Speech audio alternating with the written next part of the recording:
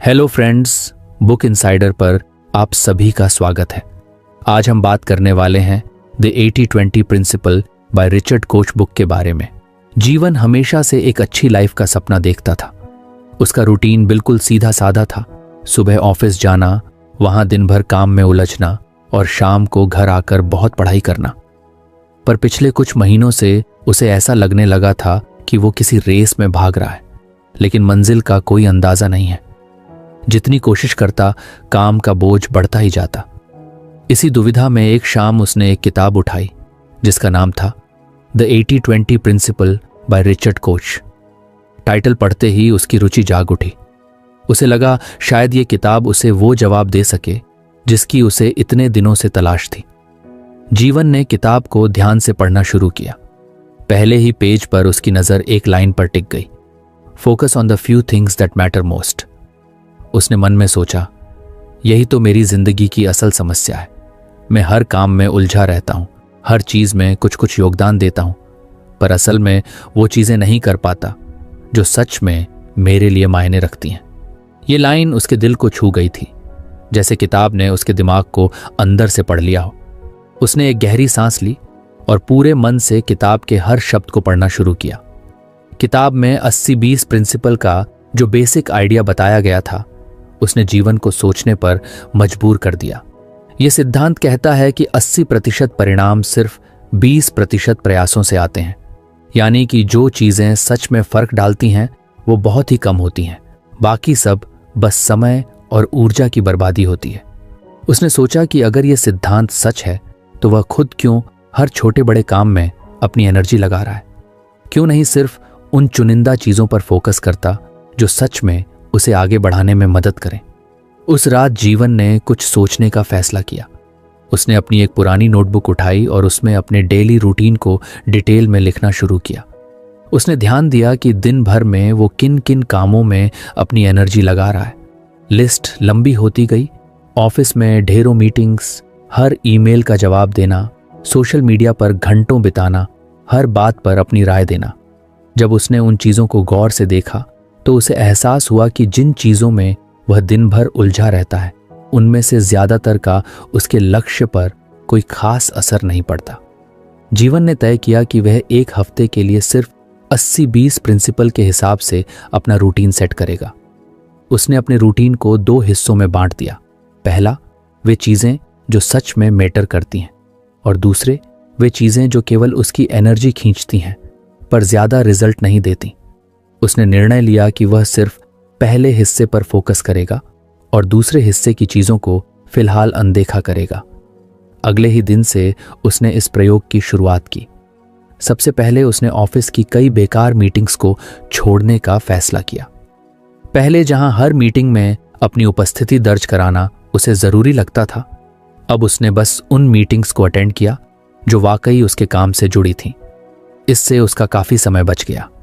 उसने हर ईमेल का तुरंत जवाब देना भी बंद कर दिया, बस जरूरी ईमेल्स पर ही ध्यान देना शुरू किया।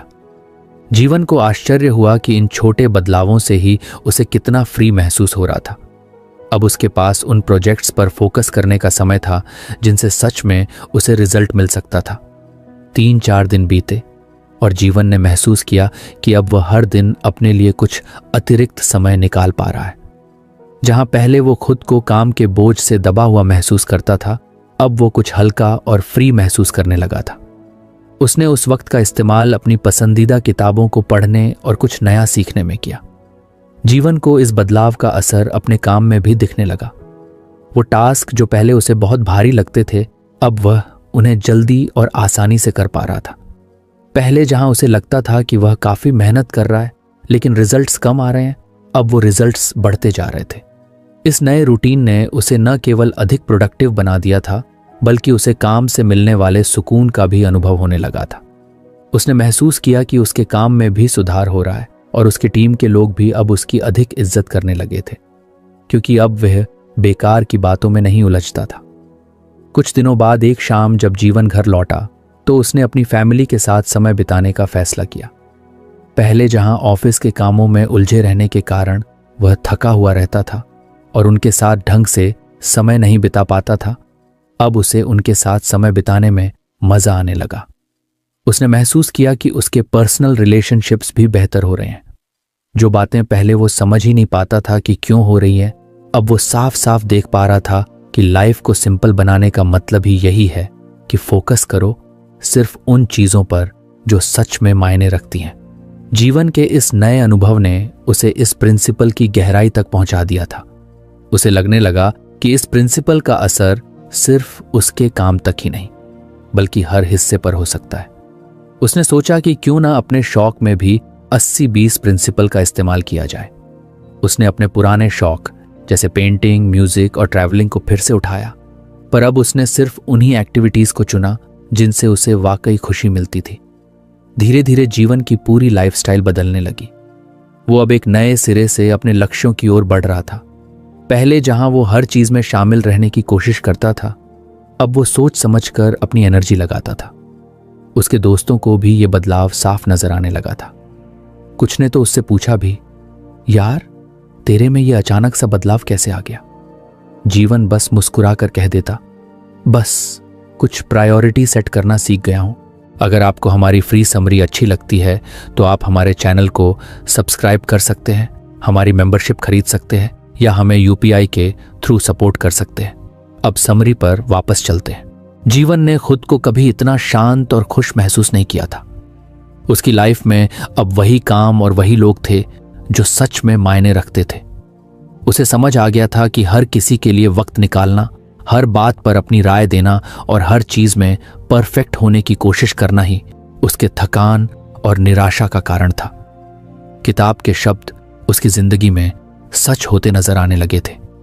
अब वह अपने प्रोजेक्ट्स पर फोकस करता, अपने क्लाइंट्स के साथ बेहतर रिलेशन बनाने की कोशिश करता और अपने पर्सनल ग्रोथ पर ध्यान देता। इस नए रवैये ने न केवल उसे एक बेहतर इंसान बनाया था, बल्कि उसके प्रोफेशनल लाइफ में भी उसे प्रमोशन मिलना शुरू हो गया था। एक दिन जीवन ने किताब को दोबारा उठाया और उसे ध्यान से पढ़ा। अब उसे समझ में आया कि असली सफलता सिर्फ मेहनत करने में नहीं है, बल्कि सही चीजों पर मेहनत करने में है। जब तक वो बेकार की चीजों में उलझा रहेगा, तब तक असल में उसे अपनी लाइफ में बदलाव महसूस नहीं होगा। उसने खुद से वादा किया कि वो इस सिद्धांत को अपनी लाइफ का हिस्सा बनाएगा और कभी बेकार चीजों में अपनी एनर्जी नहीं बर्बाद करेगा। यही कहानी खत्म नहीं होती, क्योंकि जीवन को अब भी इस प्रिंसिपल के और भी कई सबक सीखने थे। जीवन को 80-20 प्रिंसिपल अपनाए कुछ हफ्ते हो गए थे और उसने महसूस किया था कि इस एक बदलाव ने उसकी जिंदगी में कितना बड़ा फर्क ला दिया था। वह अब अपने वक्त को ज्यादा समझदारी से इस्तेमाल कर रहा था और उन चीजों पर फोकस कर रहा था जो सच में मायने रखती थी। लेकिन इसके बावजूद उसके मन में एक सवाल था। उसने सोचा, क्या मैं और भी कुछ ऐसा कर सकता हूं जिससे मेरी जिंदगी और बेहतर हो सके? इसी सवाल के जवाब की तलाश में उसने एक दिन फिर से द 80-20 प्रिंसिपल किताब के अगले चैप्टर को पढ़ना शुरू किया। अगले चैप्टर का टाइटल था simplify your life by eliminating the non essential, यानी उन चीजों को हटाओ जो जरूरी नहीं है। जीवन ने सोचा, अभी तक तो मैं बस उन चीजों पर फोकस कर रहा था जो मेरे लिए जरूरी थी, लेकिन क्या जिन चीजों को मैंने छोड़ दिया वो सच में मेरे लिए बेकार हैं या नहीं, इस पर तो मैंने ज्यादा सोचा ही नहीं।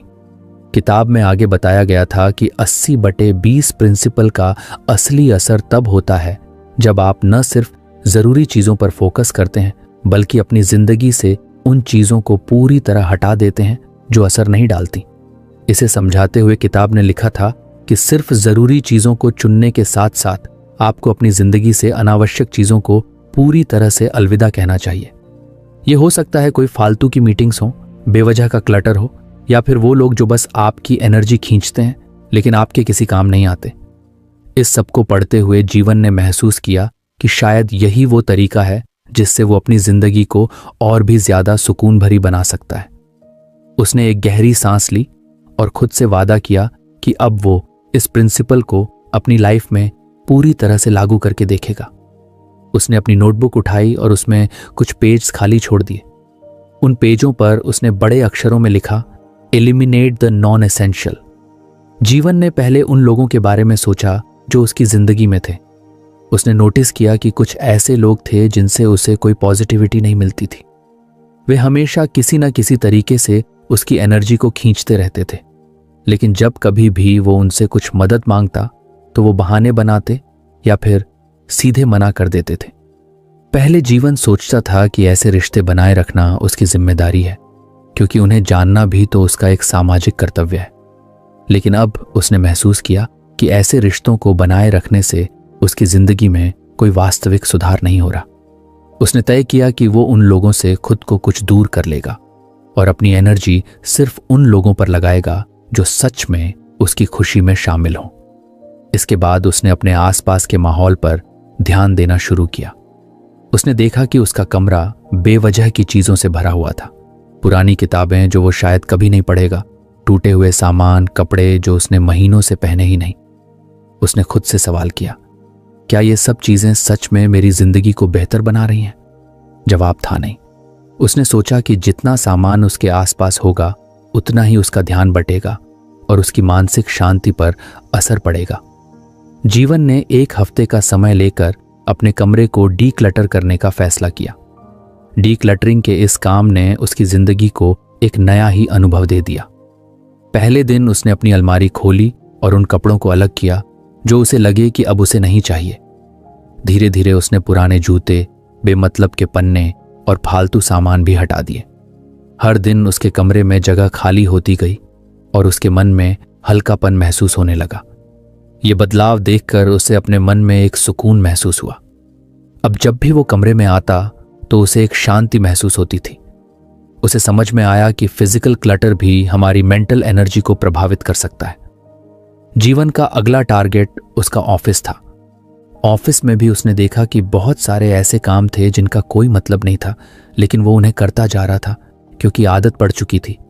वो हर छोटी मीटिंग में जाता था, हर ईमेल का जवाब तुरंत देता था और अपने हर सहयोगी की छोटी छोटी परेशानियों में उलझा रहता था। उसने महसूस किया कि अगर वो अपने ऑफिस की दिनचर्या से भी गैर जरूरी चीजों को हटा सके तो उसके पास ज्यादा समय बचेगा और वो अपने असल काम में और भी अच्छा कर सकेगा। इस बार उसने एक और नई चीज सीखी, न कहना। जीवन को समझ आ गया था कि कई बार सिर्फ लोगों को खुश करने के लिए हम खुद की जरूरतों को अनदेखा कर देते हैं। उसने सीखा कि जरूरत पड़ने पर लोगों को विनम्रता से मना करना भी जरूरी है। सबसे पहले उसने छोटी छोटी मीटिंग्स से ना कहना शुरू किया। इसके बाद उसने ईमेल्स और कॉल्स के लिए भी एक समय सीमा निर्धारित कर ली। उसने तय किया कि वो दिन में सिर्फ 2 बार ईमेल्स चेक करेगा और केवल उन्हीं का जवाब देगा जो वाकई जरूरी हैं। इन छोटे छोटे बदलावों ने उसकी ऑफिस लाइफ को भी काफी हद तक बदल दिया था। अब उसके पास अपने असल काम पर फोकस करने का अधिक समय था। पहले जहां वो दिन भर के काम में खुद को उलझा हुआ महसूस करता था, अब वो शांत और व्यवस्थित महसूस कर रहा था। उसकी प्रोडक्टिविटी भी पहले से काफी बढ़ गई थी और उसके बॉस ने भी उसकी इस मेहनत को नोटिस किया। अब ऑफिस में उसकी एक नई पहचान बन गई थी, एक ऐसे व्यक्ति की जो फोकस्ड रहता है और सिर्फ जरूरी कामों पर ध्यान देता है। डीक्लटरिंग और ना कहने का असर उसके पर्सनल लाइफ पर भी हुआ। जीवन ने महसूस किया कि उसकी लाइफ में अब खाली जगह बचने लगी थी। उसने अपनी इस नई खाली जगह का इस्तेमाल अपनी हॉबीज में करने का सोचा। उसने पेंटिंग करना शुरू किया, जो उसका बचपन से शौक था, लेकिन उसने वक्त की कमी के चलते छोड़ दिया था। उसे पेंटिंग करने में एक अलग ही खुशी मिलती थी। ये वो चीज थी जो उसे शांति और संतोष देती थी। अब जब भी वो पेंटिंग करता तो उसे महसूस होता कि उसकी लाइफ में रंग और नयापन आ गया है। पेंटिंग करते वक्त उसे किसी तरह की कोई उलझन महसूस नहीं होती थी। उसे अपने इमोशंस को एक नई तरीके से अभिव्यक्त करने का मौका मिल रहा था। इससे उसके दिमाग में एक नई तरह की क्रिएटिविटी और सुकून आया। उसे समझ में आ गया था कि ये सब इसलिए संभव हो पाया क्योंकि उसने उन चीजों को अपनी लाइफ से हटा दिया था जो बेकार थीं। धीरे धीरे उसने अपने समय का बेहतर इस्तेमाल करना सीख लिया। अब वो केवल उन्हीं चीजों में अपनी एनर्जी लगाता जो उसे खुशी देती थी और उसे उसके लक्ष्यों की ओर बढ़ाती थी। उसे अब हर सुबह उठने पर एक नया जोश और उमंग महसूस होती थी, जैसे उसके पास एक स्पष्ट दिशा हो।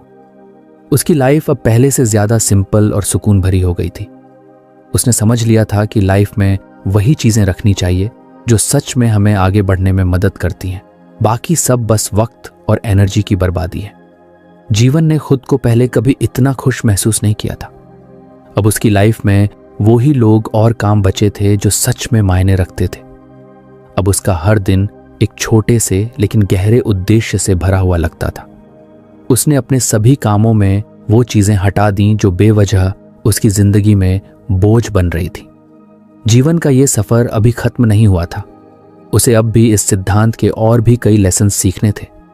जीवन की जिंदगी में 80-20 प्रिंसिपल ने अब तक कई सकारात्मक बदलाव ला दिए थे। उसने सीखा था कि कैसे गैर जरूरी चीजों को हटाकर वो अपने समय और ऊर्जा को सही जगह पर लगा सकता है।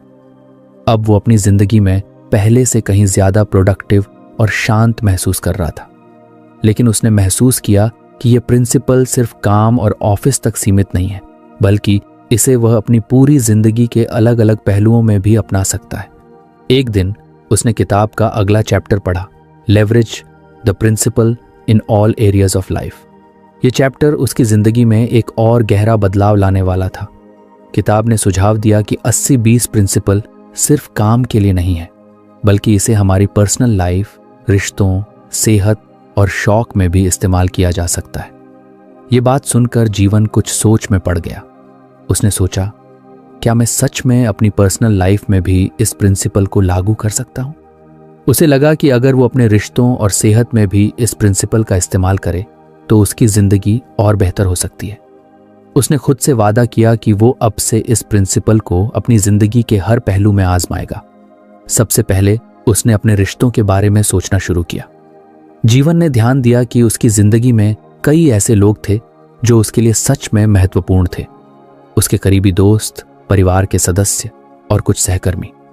लेकिन साथ ही ऐसे लोग भी थे जो उससे सिर्फ तब बात करते थे जब उन्हें किसी चीज की जरूरत होती थी या अपनी समस्याएं सुनानी होती थी। उसने देखा कि वो इन रिश्तों में अपनी बहुत सारी एनर्जी लगा रहा था, लेकिन उससे उसे कोई खास खुशी या संतोष नहीं मिल रहा था। जीवन ने तय किया कि वो उन रिश्तों पर फोकस करेगा जो सच में मायने रखते हैं। उसने अपने कुछ पुराने दोस्तों से मिलना शुरू किया जो उसके बुरे वक्त में भी हमेशा उसके साथ खड़े रहते थे। उसने अपने माता पिता और बहन के साथ ज्यादा समय बिताना शुरू किया। पहले वो सोचता था कि हर किसी के साथ अच्छा संबंध बनाए रखना जरूरी है, लेकिन अब उसने समझ लिया कि कुछ लोग ऐसे होते हैं जो आपके दिल के करीब होते हैं और उनसे रिश्ता बनाए रखना ही सबसे महत्वपूर्ण होता है। जीवन का ये छोटा सा बदलाव उसकी जिंदगी में एक नई ताजगी लेकर आया। अब वो अपने करीबी रिश्तों में और भी गहरा जुड़ाव महसूस करने लगा था। इसके बाद उसने अपनी सेहत पर ध्यान देने का सोचा। उसने पाया कि वो अक्सर ऐसे फिजिकल एक्टिविटीज में फंस जाता था जो उसके शरीर और मन को ज्यादा थका देती थी, लेकिन उसका असर बहुत कम होता था। जीवन ने महसूस किया कि उसके पास हमेशा जिम जाने का समय नहीं होता, और जब वह जाता भी था तो कई बार वो थकान महसूस करता था। उसने सोचा कि क्यों ना वो अपनी सेहत के लिए भी 8-10वां प्रिंसिपल को अपनाए। जीवन ने अपने रूटीन में बस कुछ ही एक्सरसाइजेस को शामिल किया जो उसे सबसे ज्यादा फायदा पहुंचाती थी। उसने योग और मेडिटेशन को भी अपनी दिनचर्या में शामिल कर लिया, क्योंकि इससे उसे शारीरिक और मानसिक दोनों स्तरों पर आराम मिलता था। वह सुबह के वक्त सिर्फ आधे घंटे तक एक्सरसाइज करता और फिर 10 मिनट का मेडिटेशन करता। इसके बाद वो फ्रेश और एनर्जेटिक महसूस करता था। अब वो दिन भर की थकान और स्ट्रेस से बेहतर तरीके से निपट पाता था। जीवन ने अपनी डाइट पर भी ध्यान देना शुरू किया। उसने देखा कि पहले वो कई तरह के फास्ट फूड खाता था जो सिर्फ उसकी तात्कालिक भूख को शांत करते थे, लेकिन उसकी सेहत के लिए अच्छे नहीं थे। उसने फूड हैबिट्स में 80-20 प्रिंसिपल का इस्तेमाल किया और अपने खाने का 80% हिस्सा हेल्दी ऑप्शंस जैसे सब्जियां, फल, नट्स और प्रोटीन रिच फूड्स को बना दिया। बाकी 20% में उसने कभी कभार अपने फेवरेट फास्ट फूड्स को रखा। इस छोटे से बदलाव ने उसकी सेहत पर बहुत अच्छा असर डाला। अब उसे शरीर में ज्यादा एनर्जी महसूस होती थी और वो पहले से ज्यादा फिट और एक्टिव रहता था। अब बारी थी उसके शौकों की। जीवन को कई तरह के शौक थे, पढ़ना, पेंटिंग करना, म्यूजिक सुनना और ट्रैवलिंग, लेकिन काम की व्यस्तता के कारण वो इन सभी चीजों को अक्सर इग्नोर कर देता था। उसने सोचा, अगर मैं इन शौकों में भी 8-10वां प्रिंसिपल का इस्तेमाल करूं तो शायद मुझे वो करने का समय मिल जाएगा जो मुझे सबसे ज्यादा खुशी देता है। उसने अपने सबसे पसंदीदा शौकों को चुना, पढ़ना और पेंटिंग। अब जीवन अपने खाली समय में अच्छी किताबें पढ़ने लगा जो उसकी पर्सनल ग्रोथ में मदद करती थी। पहले वो जो भी किताब सामने आती थी उसे पढ़ना शुरू कर देता था, लेकिन अब उसने सोच समझकर कुछ चुनिंदा किताबें पढ़नी शुरू की जो उसकी सोच को और भी गहरा बनाती थी। उसने पढ़ाई के इस शौक में भी 80-20 प्रिंसिपल का इस्तेमाल किया। पेंटिंग करते वक्त वो नए एक्सपेरिमेंट्स करता और अपने इमोशंस को कैनवास पर उतारता। उसे हर बार एक नई सीख मिलती और उसके अंदर की क्रिएटिविटी निखरने लगी। जीवन ने इस प्रिंसिपल को अपनी सीखने की आदतों में भी लागू किया। पहले वो कई चीजों को एक साथ सीखने की कोशिश करता था, जैसे नई भाषाएं, म्यूजिक इंस्ट्रूमेंट्स और कई तरह के ऑनलाइन कोर्स। लेकिन अब उसने अपने सीखने के क्षेत्र में भी 80-20 का प्रिंसिपल अपनाया। उसने सोचा, क्यों ना मैं सिर्फ उन चीजों को सीखूं जो मुझे मेरी जिंदगी में आगे बढ़ाने में मदद करेंगी। उसने खुद को 1-2 महत्वपूर्ण स्किल्स तक सीमित रखा, जैसे कि कम्युनिकेशन स्किल्स और टाइम मैनेजमेंट। इन स्किल्स को सीखकर उसकी पर्सनल और प्रोफेशनल दोनों लाइफ में सुधार हुआ। जीवन का ये नया तरीका उसकी पर्सनल ग्रोथ में भी मददगार साबित हुआ। उसे समझ में आ गया था कि जिंदगी में ज्यादा चीजों को हासिल करने की कोशिश करने के बजाय बेहतर यही है कि आप सिर्फ उन्हीं चीजों में अपनी ऊर्जा लगाएं जो सच में आपके लिए मायने रखती हैं। उसका अब हर दिन एक उद्देश्य से भरा होता था और वो हर रोज कुछ नया सीखने के लिए उत्साहित रहता था। उसकी सोचने की क्षमता और भी ज्यादा बेहतर हो गई थी और अब वो ज्यादा आत्मविश्वास से भरा हुआ महसूस करता था। अब उसने अपने आसपास के वातावरण को भी 80-20 के नजरिए से देखना शुरू किया। उसने अपने घर और ऑफिस में ऐसी चीजों को हटा दिया जो उसकी एकाग्रता में बाधा डालती थीं। वो अपने डेस्क पर सिर्फ जरूरी चीजें ही रखता और बाकी सब हटा देता। इससे उसका ध्यान बेहतर तरीके से केंद्रित रहने लगा। उसे अब एहसास हुआ कि किसी भी काम में सफलता पाने के लिए सबसे पहले एक साफ सुथरा और सुसंगत माहौल होना जरूरी है। जीवन की ये यात्रा अब तक की सबसे संतोषजनक यात्रा थी। उसने अपनी लाइफ में 80-20 प्रिंसिपल को हर उस हिस्से में लागू किया जहां यह संभव था, रिश्तों से लेकर सेहत, शौकों से लेकर सीखने तक। अब वो अपनी लाइफ को पहले से कहीं ज्यादा सिंपल, फोकस्ड और सार्थक महसूस कर रहा था। उसका जीवन अब एक बेहतर दिशा में बढ़ रहा था और वो हर दिन खुद में एक नई ऊर्जा का अनुभव करता था। जीवन ने अब इस प्रिंसिपल को अपनी लाइफ का हिस्सा बना लिया था और उसने खुद से वादा किया था कि वो इसे हमेशा याद रखेगा। जीवन ने अब तक 20% को अपनी जिंदगी के अलग अलग पहलुओं में लागू करके कई बदलाव महसूस किए थे। उसकी लाइफ अब पहले से कहीं ज्यादा संतुलित और फोकस्ड थी। हर दिन वह अपने समय और ऊर्जा का उपयोग उन चीजों पर करता जो सच में महत्वपूर्ण थी। लेकिन उसकी यात्रा यही नहीं रुकी।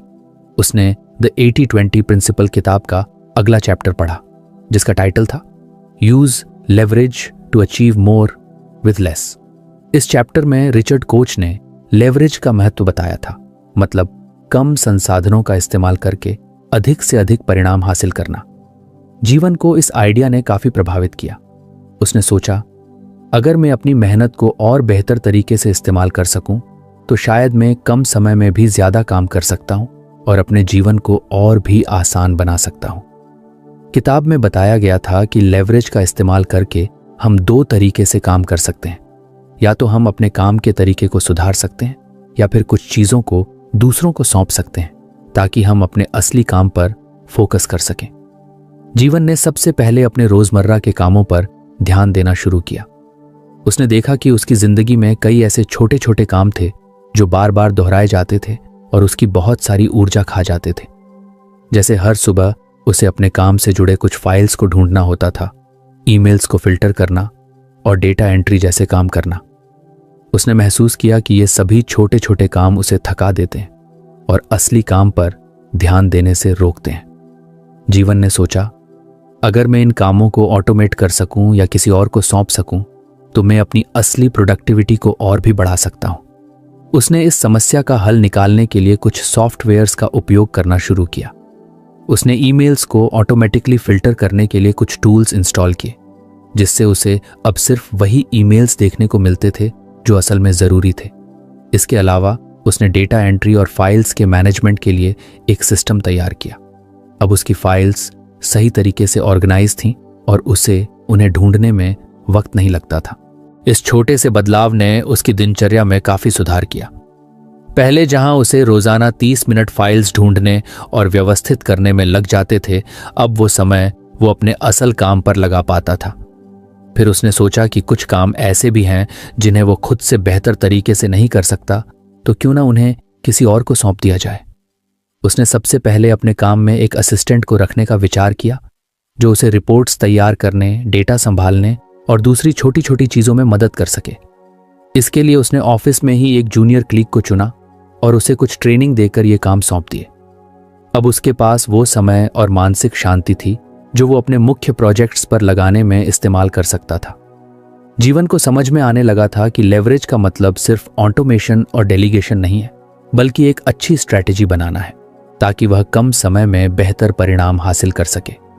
उसने अपनी मीटिंग्स को भी रिव्यू करना शुरू किया। पहले वह हर छोटी बड़ी मीटिंग में हिस्सा लेता था, लेकिन अब उसने केवल उन मीटिंग्स में जाने का फैसला किया जो उसके काम से सीधे जुड़ी होती थी। उसने यह भी देखा कि कई बार मीटिंग्स में बहुत समय व्यर्थ हो जाता है, इसलिए उसने मीटिंग्स को शॉर्ट और टू द पॉइंट रखने की रणनीति अपनाई। इसका असर यह हुआ कि उसकी मीटिंग्स अब ज्यादा असरदार होने लगी और उसकी प्रोडक्टिविटी में भी इजाफा हुआ। ऑफिस के काम में लेवरेज का इस्तेमाल करने के बाद उसने सोचा कि क्यों ना इस आइडिया को अपनी पर्सनल लाइफ में भी लागू किया जाए। उसने देखा कि घर पर भी ऐसे कई काम थे जो हर रोज उसे दोहराने पड़ते थे और उसका वक्त बर्बाद होता था, जैसे हर हफ्ते सब्जियां खरीदना, महीने के बिल्स भरना और घर की सफाई करना। पहले तो वह इन कामों को अकेले ही करता था, लेकिन अब उसने सोचा कि क्यों ना इसमें भी लेवरेज का इस्तेमाल किया जाए। सबसे पहले उसने ऑनलाइन ग्रोसरी डिलीवरी सर्विस को चुना, जिससे उसे हर हफ्ते बाजार जाकर सब्जियां खरीदने की जरूरत नहीं थी। अब वह मोबाइल ऐप से ऑर्डर करता और सामान घर पर आ जाता। इससे उसका समय और मेहनत दोनों बचने लगे। इसके अलावा उसने ऑटोमेटिक बिल पेमेंट सिस्टम का इस्तेमाल करना शुरू किया, जिससे उसे हर महीने मैन्युअली बिल्स भरने की जरूरत नहीं पड़ी। जीवन ने अपने घर की सफाई के लिए एक हफ्ते में एक बार हेल्पिंग स्टाफ को बुलाना शुरू किया। इससे उसकी रोजमर्रा की सफाई की चिंता भी खत्म हो गई और वो अपने बाकी के समय को बेहतर तरीके से उपयोग कर सकता था। लेवरेज का ये कॉन्सेप्ट जीवन की हेल्थ के लिए भी काफी फायदेमंद साबित हुआ। उसने अपनी सेहत का ध्यान रखते हुए अपनी एक्सरसाइज रूटीन को भी ऑटोमेट करने का तरीका ढूंढ निकाला। पहले वो खुद ही रोज एक्सरसाइज प्लान बनाता था, जो काफी समय लेने वाला और उलझन भरा होता था, लेकिन अब उसने फिटनेस ऐप का इस्तेमाल शुरू किया, जिसमें उसकी एक्सरसाइज के शेड्यूल और वर्कआउट प्लान को ऑटोमेटिकली ट्रैक किया जाता था। अब उसे बस ऐप के निर्देशों का पालन करना होता था और इससे उसकी एनर्जी और समय दोनों बचने लगे। जीवन का ध्यान अब अपने व्यक्तिगत विकास पर भी गया। उसने सोचा कि वह कैसे अपनी सीखने की प्रक्रिया को बेहतर बना सकता है। पहले वो बहुत सी किताबें एक साथ पढ़ने की कोशिश करता था, लेकिन अब उसने स्मार्ट रीडिंग का सहारा लिया। उसने सोचा, अगर मैं चुनिंदा किताबें पढूं और सिर्फ मुख्य पॉइंट्स को समझने पर ध्यान दूं, तो मैं ज्यादा चीजें सीख सकता हूं। उसने ऑडियो बुक्स और समरी ऐप्स का सहारा लिया, जो उसे किताबों का सारांश समझने में मदद करते थे।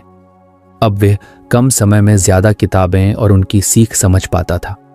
इसके साथ ही उसने कुछ ऑनलाइन कोर्सेज में भी एनरोल किया, लेकिन उसने सिर्फ उन्हीं टॉपिक्स पर फोकस किया जो उसकी प्रोफेशनल ग्रोथ में मददगार हो। उसने एक टाइम टेबल बना लिया था, जिसमें वो रोज कुछ समय ऑनलाइन सीखने के लिए देता। इससे उसकी स्किल्स भी बेहतर होने लगी और वह अपने काम में और भी एक्सपर्ट बनता गया। अब जीवन का रोजमर्रा का जीवन और भी आसान और मैनेज्ड हो गया था। उसने कम संसाधनों में ज्यादा से ज्यादा हासिल करने का तरीका सीख लिया था। उसे अपने हर काम में एक सरलता और एक सिस्टम महसूस होता था, जिससे उसकी लाइफ पहले से ज्यादा व्यवस्थित और प्रोडक्टिव हो गई थी। अब जीवन ने इस लेसन को न सिर्फ अपने प्रोफेशनल लाइफ में, बल्कि अपनी पर्सनल लाइफ के हर पहलू में अपना लिया था। उसे समझ में आ गया था कि मेहनत सिर्फ कड़ी नहीं, बल्कि समझदारी से भी होनी चाहिए और सही तरीके से काम करने से हर काम आसान हो सकता है। जीवन ने 20% की मदद से अपनी जिंदगी के हर पहलू को बेहतर बना लिया था। उसने सीखा था कि कैसे सही तरीके से काम करके और अपनी एनर्जी को सही जगह पर फोकस करके वह अपने जीवन में ज्यादा हासिल कर सकता है। लेकिन उसकी यह यात्रा यहीं नहीं रुकी। किताब का अगला लेसन उसे और भी गहराई में ले गया। अब बात थी अपने प्रयासों का लगातार विश्लेषण करने और जरूरत पड़ने पर उनमें बदलाव करने की। चैप्टर का नाम था constantly analyse and adjust for optimal efficiency. इस लेसन में रिचर्ड कोच ने समझाया था कि 80-20 प्रिंसिपल कोई स्थिर नियम नहीं है। जीवन में हर चीज बदलती रहती है और इसीलिए यह जरूरी है कि हम समय समय पर यह देखें कि कहां पर हम अपनी ऊर्जा लगा रहे हैं और क्या वह सही दिशा में है।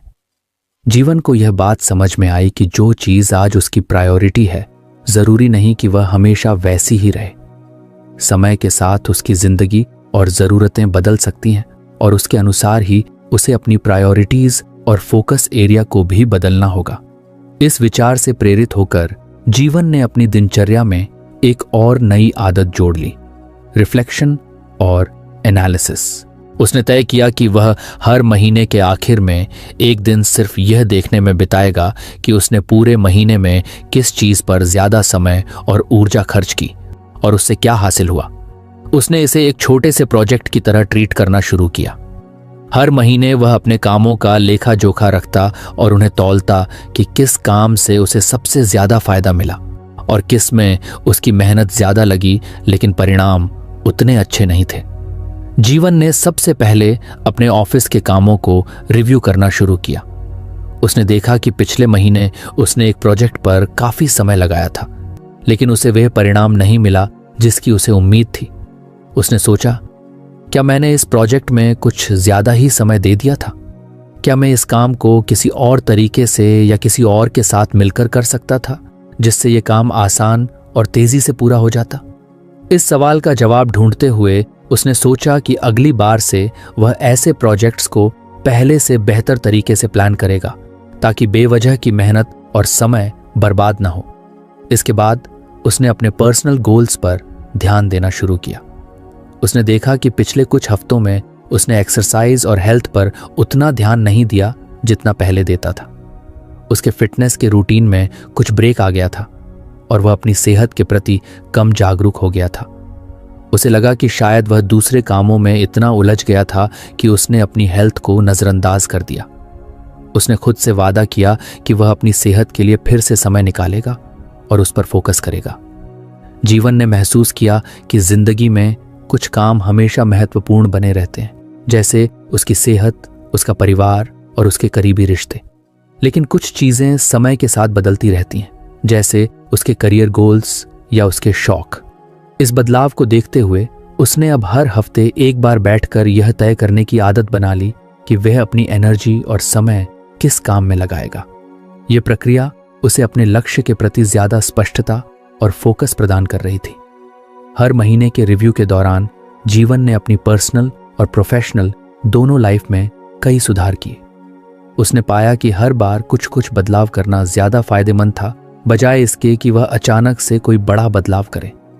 उसने छोटे छोटे कदम उठाए, जैसे अपने काम का एक शॉर्टकट ढूंढना, किसी दोस्त से समय समय पर सलाह लेना या फिर हर दिन कुछ नया सीखने की आदत डालना।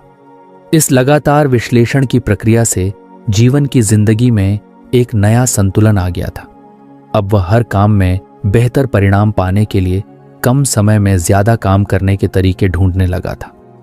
वह अपने आसपास के माहौल को भी बेहतर तरीके से समझने लगा था और उसकी हर चीज पर एक नई समझ विकसित हो रही थी। जीवन ने सीखा कि इस जीवन में टॉप 20% चीजें समय के साथ बदलती रहती हैं। जो चीज आज जरूरी है वह कल जरूरी नहीं हो सकती। उसने अपने रिश्तों में भी इस प्रिंसिपल को अपनाया।